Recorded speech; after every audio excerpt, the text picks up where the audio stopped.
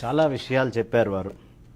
మొట్టమొదట ఛాయ అంటే ఏం ఛాయ అని అడిగారు రాహుల్. చాలా మాట్లాడాను కానీ నేను మాట్లాడాను కదా. అదేనండి నేనేమన్నా, ఇప్పుడు నేనేం అనలా మిమ్మల్ని, చాలా విషయాలు చెప్పారు అన్నా. చాలా అంటే అనకూడదా? సరే కొన్ని విషయాలే చెప్పారు వారు. ఎందుకు అనకూడదు? మీరు ఏదైనా అదే కొన్ని విషయాలే చెప్పారు.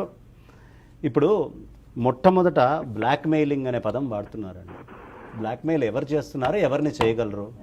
బ్లాక్మెయిలింగ్ అంటే ఎలాంటిదయ్యా అంటే, కమ్యూనిస్ట్ పార్టీ వాళ్ళు 1972లో ఇండియాకి చైనాకి వారైనప్పుడు ఇద్దరు కమ్యూనిస్టు కార్యకర్తలు మేము ఇండియన్ జవాన్స్కి రక్తం ఇస్తాము అంటే ఇది యాంటీ పార్టీ కార్యక్రమము, దీన్ని ఎట్టి పరిస్థితుల్లో ఇవ్వడానికి వీలు లేదు, కాబట్టి దేశానికి సేవ చేయడానికి వీలు లేదు, చైనీస్కి అయినా రక్తం ఇవ్వచ్చు కానీ ఇక్కడ ఇండియన్ సైనికులకు ఇవ్వకూడదు అని కేరళలో తీసుకున్నటువంటి కమ్యూనిస్ట్ నిర్ణయాలు లాంటివి దేశాన్ని బ్లాక్మెయిల్ చేసే నిర్ణయాలు అవుతాయి.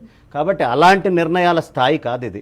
ఇక్కడ బ్లాక్మెయిల్ ఎవరిని చేయట్లేదు, విషయం చెప్తున్నారు, ఎవరిని బలవంతంగా మెడ మీద కత్తిపెట్టి చెప్పట్లేదు.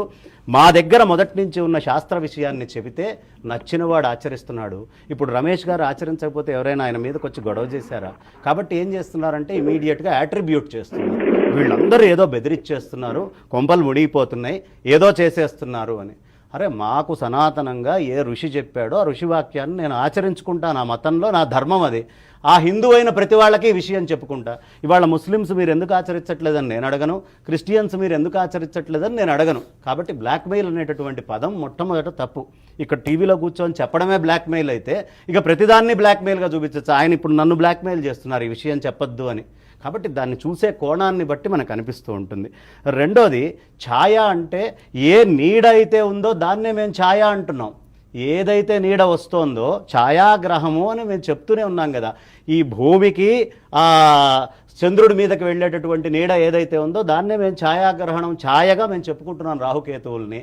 కాబట్టి ఆ నీడనే మేము ఛాయ అంటున్నాం నిస్సంకోచంగా. ఛాయని గ్రహం అని మేము అనుకుంటాం, ఛాయని గ్రహం అనుకోకూడదయ్యా అంటానికి మీరెవరు? కాబట్టి ఛాయాగ్రహము.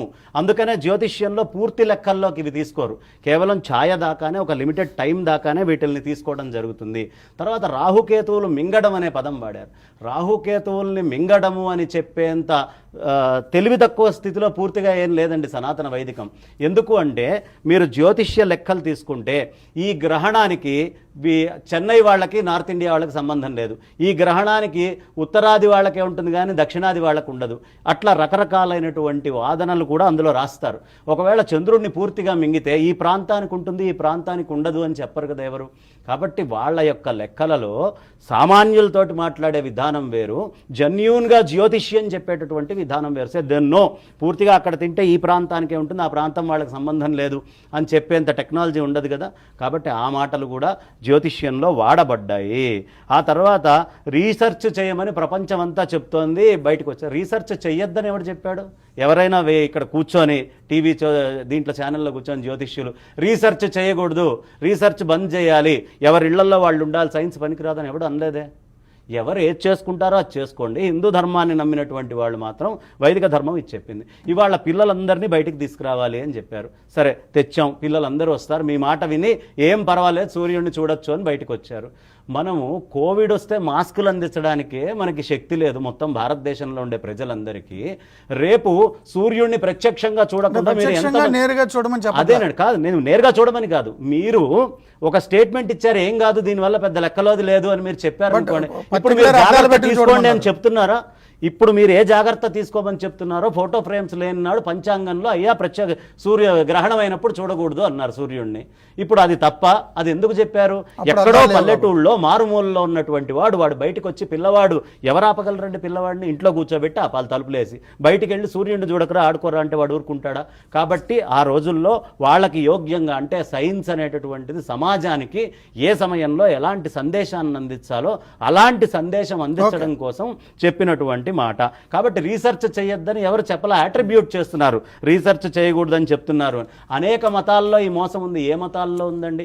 ఇంత ఆస్ట్రాలజీ, ఆస్ట్రానమీ అనేటటువంటి పదాన్ని తీసుకొని ప్రపంచవ్యాప్తంగా కన్స్ట్రక్షన్స్ తోటి సహా ఆస్ట్రానమీని, ఇప్పుడు మనోహర్ గౌడ్ గారే ఉన్నారు మనకు అక్కడ, ఆయన ఛాయా సోమేశ్వరాలయంలో ఆ పిల్లర్స్ని వాళ్ళు ఎంత తెలివితేటలుంటే, మనకు క్రాక్ చేయడానికి ఇన్నేళ్లు పట్టింది, ఎంత తెలివితేటలుంటే ఆ ఛాయని మొత్తాన్ని, అంటే వాళ్ళకి ఎంత ఆస్ట్రానామికల్ నాలెడ్జ్ ఉండాలి చెప్పాలండి? ఏ టైంలో అయినా సరే ఆ నీడ కరెక్ట్గా లింగం దగ్గర ఉండేట్టుగా వేశారు, కన్స్ట్రక్షన్లో చూపించారు అంటే ఆ టైంకి మరి మీకు సంబంధించినటువంటి ఎడ్విన్ హబ్బెల్ గారు వచ్చి ఈ యూనివర్స్ ఎక్స్పాన్షన్ థియరీ చెప్పింది ఎప్పుడు? 1920లో చెప్పారు. 1900లో మ్యాక్స్ ప్లైంట్ అని ఆయన వచ్చి light quantum theory of photons అని దానికి ప్రాపగేషన్ ఆఫ్ లైట్ గురించి ఆయన చెప్పారు. 1897లో జేజే థామ్సన్ గారు ఈ యాటమ్ని ఎలా డివైడ్ చేయాలనే విషయం చెప్పారు.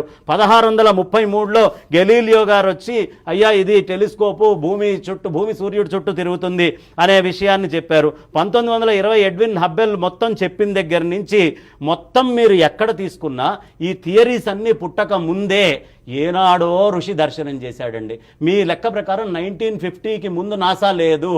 1950కి ముందు నాసా లేకపోతే నాసా రీడింగ్స్ ఏం లేనాడే ఎలా ఇక్కడ కూర్చున్నటువంటి గోచి పట్టుకున్నటువంటి ఒక చిన్న సామాన్యుడైనటువంటి బక్కజీవి గ్రహాల గురించి గ్రహణాల గురించి రాశాడంటే ఇది సైన్స్ కాదు, మోసం చేస్తున్నారని ఎలా చెప్తారు? చిన్న బ్రేక్